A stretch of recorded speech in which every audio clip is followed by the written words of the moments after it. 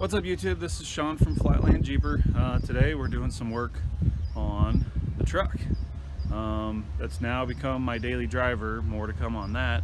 But so we need to do some work to it, get some updates to it, do some maintenance to it, and we'll get going. What we're doing today is actually doing leaf springs and all the associated hardware. Got U-bolts, shackles, the eye-bolts for everything, and we're going to be putting those in today. Now I got them from a company called General Spring in Kansas City. I tried finding local spots, local spring places, local O'Reilly's, auto parts, stuff like that, and they wanted like anywhere from $300 to $500 just for either a single spring. Like O'Reilly's wanted $350 for like one spring, and the other spring places in town wanted like almost $500 for just the pair of springs.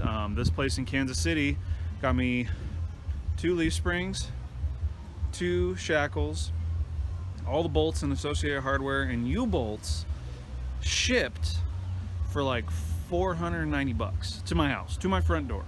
So I always try to check local places first and try to do that, but unfortunately, you know, just more bang for my buck with that. So we're gonna try and get these going and get these installed, and we'll get you updated as we go.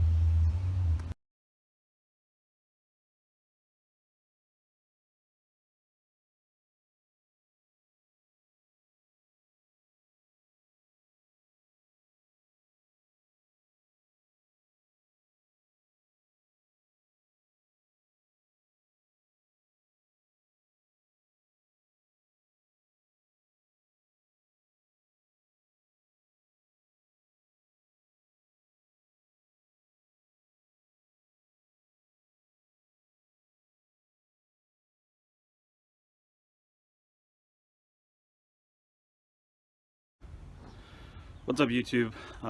We're on day 2 now of working on the leaf springs for the truck. Let me show you why.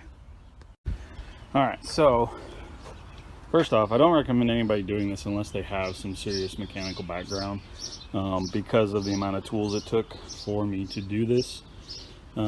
This is the conglomeration of everything that it took here: torque wrench, 2 multiple impacts, 1/2-inch breaker bars of different lengths, ratchets, sockets, wrenches galore, and cutting wheel, and an air hammer. So if you don't know what an air hammer is, let me take it out here.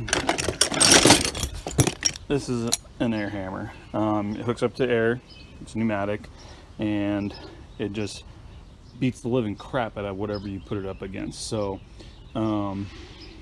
it's got some kind of rating of like beats per second or minute or whatever. So, but basically takes you swinging a hammer and converts it into pneumatic pressure, so you don't have to swing a hammer, and it does it for you.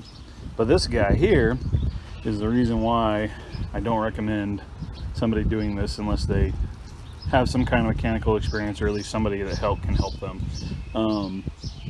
This is the main eye spring.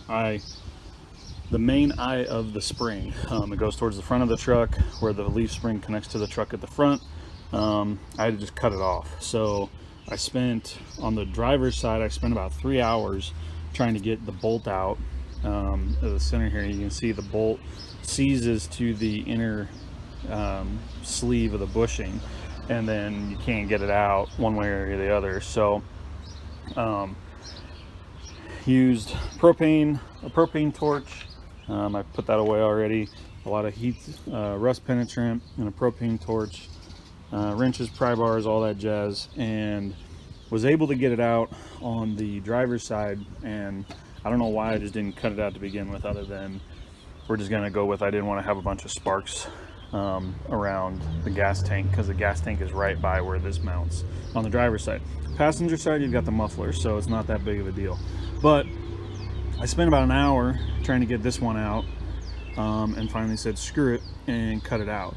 Now the reason, on the outboard part of it, I was able to use this 4.5-inch grinder from Harbor Freight with cutoff wheels, the thinner cutoff wheels here.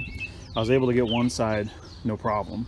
The other side, I couldn't get all the way through it on the inboard side, so that's why I just cut the spring off, and then it allowed me to rotate this in the housing and cut the bolt more and more and more. Now I had to use about 2 or 3 different wheels so that I had the full size of the 4.5 inches to get up in there, because it was just getting to a point where the wheel would wear down and it wouldn't cut anymore, so because it just couldn't reach it. So with that being said, that's kind of why I don't recommend somebody doing this. I know I said I wanted to keep this channel about things you could do at home in your driveway, and you definitely can. You just have to have a good amount of tools, as you can see here, and some decent mechanical knowledge, because if you don't know what you're doing, you can get crushed by your truck.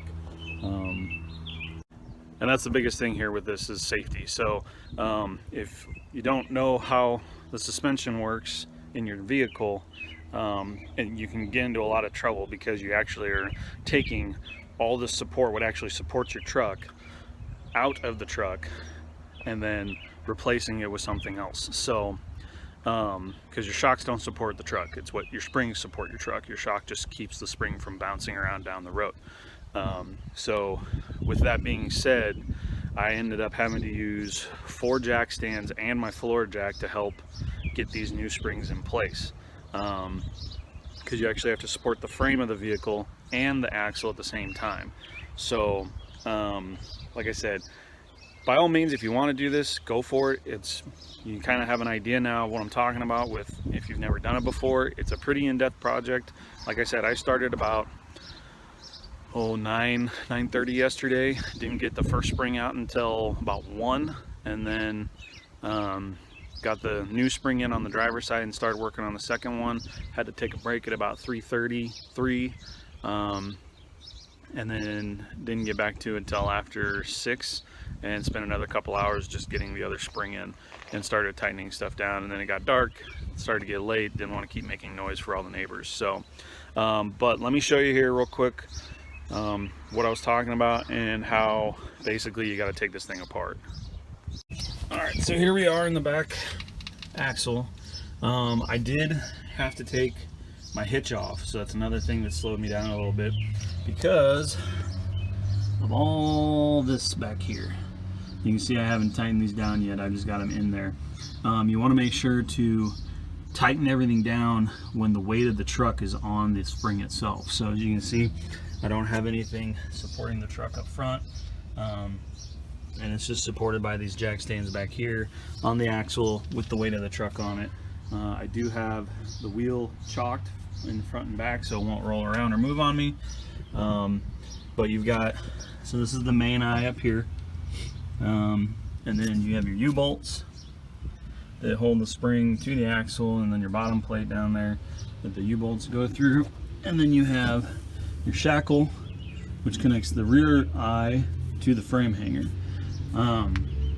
So like I said, this is a pretty in-depth project. I just didn't want to pay somebody to do it. I think around my area, like I said, I was getting quoted like $1,000 or $1,200 just to get the springs and put them in, which, you know, work is work. I don't have a problem paying that much if I can't do it myself, but I can, so I just said screw it. As you can see, I actually upgraded the springs. This is a 5 leaf, so 1, 2, 3, 4, 5. A lot of times it's referenced as a 4 and 1 because of this heavier duty leaf in the bottom pack. Let's see, back here you can see it was just a 4-pack before, of 3 plus 1, so 1, 2, 3, and then 1. And you can see I've been pretty much riding on that overload leaf, and I don't have that much stuff back here, so definitely time. I'm pretty sure these were the original springs, and yeah, so basically, like I said, you just got to get everything set back up, placed in there. This bolt here is what holds the leaf pack together, and there's a stud on the bottom that sits inside the perch here. So I had to have a dead blow, kind of finagle it back and forth. These springs, according to the manufacturer, are symmetrical from this point forward and this point back, so it doesn't really matter the orientation of the spring. I put mine with the shoulders of the bushings, so you can see how, maybe you can see it, I don't know. Right here, there's no shoulder, and that's the bushing itself, the sleeve. And then, I don't know if you can see it, but there's a little metal flange right there. kind of keeps the bushing from pushing all the way through this way. So I decided to just put them towards the inside because that's kind of how the originals were. Used anti-seize on all the bolts except for the U-bolts because I don't want those coming undone. I'm fine with snapping those off. Those are easy to get to if I gotta cut them. But back here, or up front on the main eye and everything back here, I anti-seized the crap out of it. So I just got back from getting new hardware for the hitch. I'm gonna have to go do that, and there was some wiring that was grounded to the hitch for some reason that I'm gonna have to go get a new eye for that and do some soldering repair. There's some anti-seize. Love that stuff, it never goes away. But otherwise we should be able to wrap this up here in the next hour or so, I'm hoping.